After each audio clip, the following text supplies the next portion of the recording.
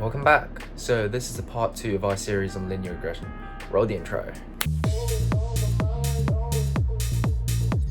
In part 1, we defined a model and we also defined the cost function, right? And we also defined what supervised and unsupervised machine learning is and what the differences are. And if you haven't watched part 1, I highly suggest that you do, because stuff that we do in this video is not going to make much sense unless you've watched part 1. So yeah, I will probably leave a link in the description, and I'll try to do the thing where you link it to the top right corner of this video, if I can figure out how that works. And so yeah, so in this video we're going to be covering gradient descent, right? So before we get all mathematical and stuff, we're going to build some intuition on it, okay? So gradient descent, what is it? So the definition of gradient descent, or my definition of gradient descent, is that it is a widely used algorithm in machine learning to minimize a function, which is the cost function in our case, when used in linear regression. And it's often used to find the best fitting model for a set of data, right? Gradient descent always tries to find the closest path that leads to the lowest turning curve of any graph, right? So it works by if you imagine you're a person on the top of a hill, right? Gradient descent works by, if you look around 360 degrees and you take a tiny step towards the point of the steepest descent this way, and then you repeat it, right? You look around, you take another step towards the steepest descent, do it again, oops, right? And then you repeat it until convergence, right? That's how a gradient descent, well, it's a symbol of how gradient descent works. Convergence, right? That's a pretty tricky word. So what is convergence, you ask? Convergence in the context of gradient descent, well, it refers to the iterative process of updating the parameters of a model until the algorithm reaches a point where further updates causes little to no change in the parameters of the value of the objective function. Okay, so we're going to cover why the further updates will cause little to no change as you get to the bottom of the valley later on, okay?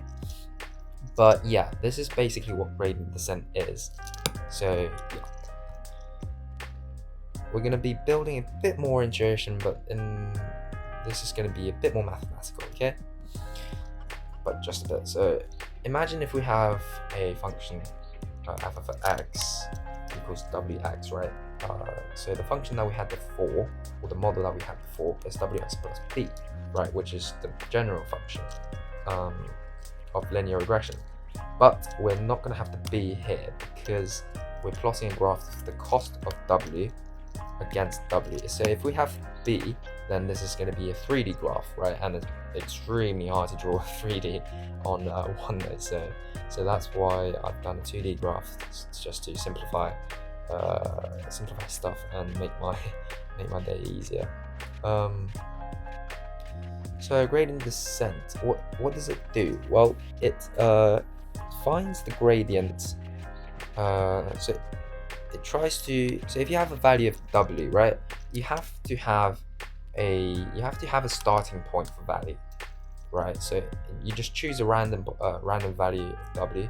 Say if you choose 1, right,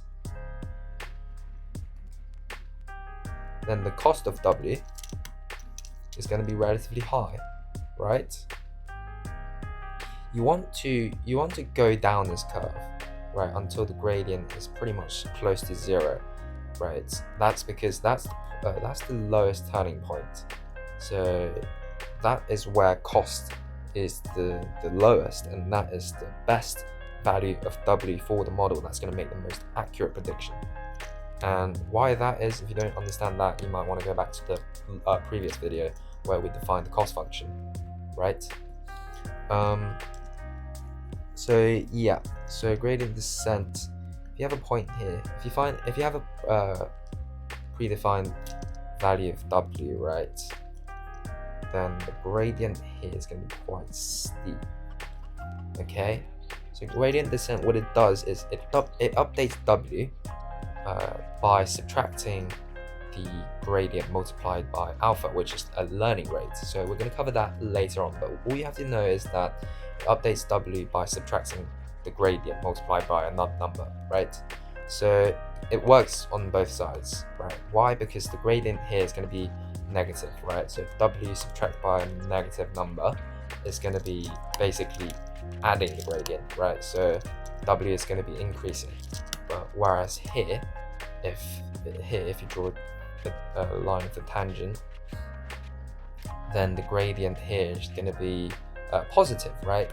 W subtracted by a positive number is going to be w is going to be reducing, right? Because you're subtracting by a number, whereas here you're going to be adding by a number. Oh, actually, sorry, this is not b. I don't know why I wrote that. This is just this is just a term that we're going to define later, right?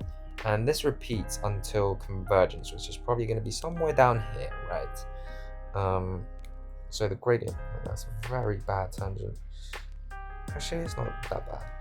But the gradient here is very, very small, right? So you're updating w by a very, very small number because you're subtracting it by the gradient times by a learning rate, right?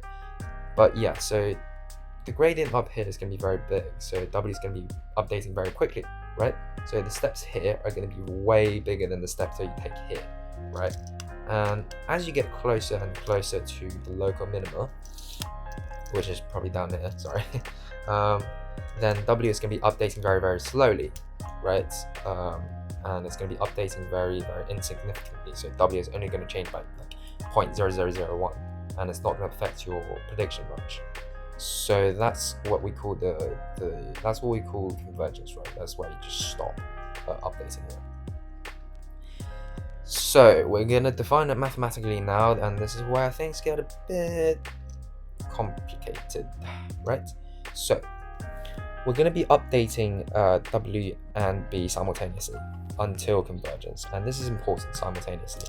Otherwise, if you don't update w and b simultaneously, it would not work. So when you're coding it, remember, if you put it in the while loop, you have to put both b and w in the while loop. You can't just do two separate while loops. You can't just update w first in the first while loop and then exit the while loop and enter another while loop with b.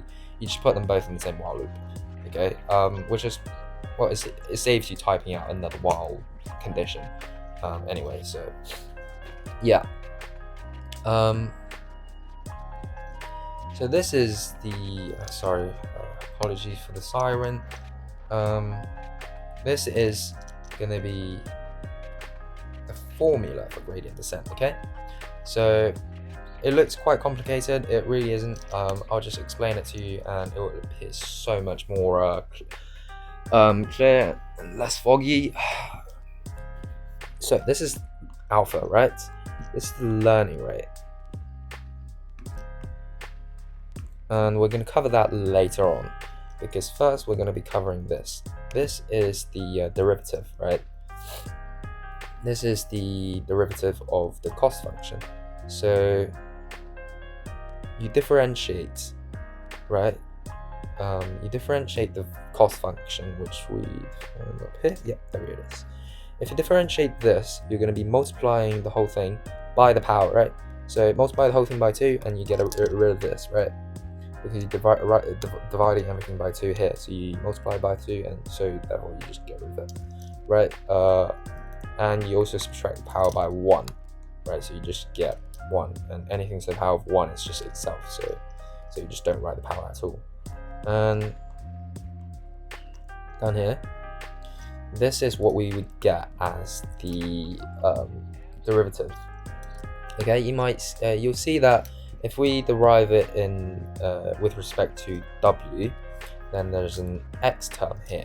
That's because x is a coefficient of w. Okay, so that's why when you're differentiating it, you have to multiply the term by x. And I'm not going to go into the calculus of that in this video, but if you're interested, then just look up some courses on differentiating online, or just read some books about it. But yeah, I'm not going to cover it in this video because I want this to be really short and swift. Okay. So with B, you don't get it because you're adding by B, right? So it's not directly influencing the term, right?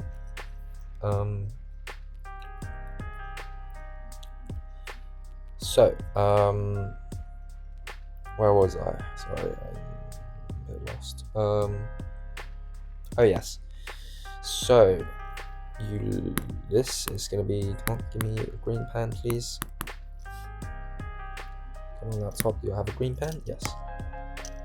So this is that derivative of the cost function with respect to W, and this is the derivative of the cost function with respect to B. Okay. So what this is basically is just the gradient of. So if you find the derivative of anything, the derivative of the cost function is basically the tangent, right? The gradient of the tangent at that given point. Okay. So it's what we said here, right? It's the gradient of the tangent. So we've covered that. If you expand this, you would now get this, right? So you're just basically adding this part. You're substituting this bit for this, right? So yeah, it looks very complicated, but trust me, it isn't. Okay. So as I said, we're going to be covering the learning rate. Learning rate, what is it? It controls the rate that the parameter updates, right? So you predefine the learning rate. You could set it to like 0.01, which is what I normally do when I use my model. So so if we visualize this, what this does with this graph over here, it defines like how big each step you take, right? If you have a big value for alpha learning rate, then you're going to be taking a very big step, right? If it's very small, then you're going to be taking very small steps, right? It just controls like how efficient your algorithm is, and probably later on we're going to be covering an optimization function. Well, not function. I think it's a library. Yeah.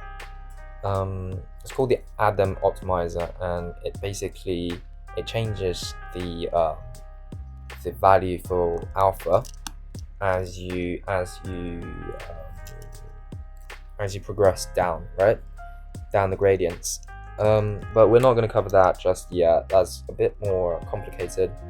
That's mainly yeah. So we're going to cover that when we get onto neural networks. Okay. So yeah, learning rate alpha, you have to choose it wisely, because if you choose an alpha that is too small, then the updates will be very, very slow, right?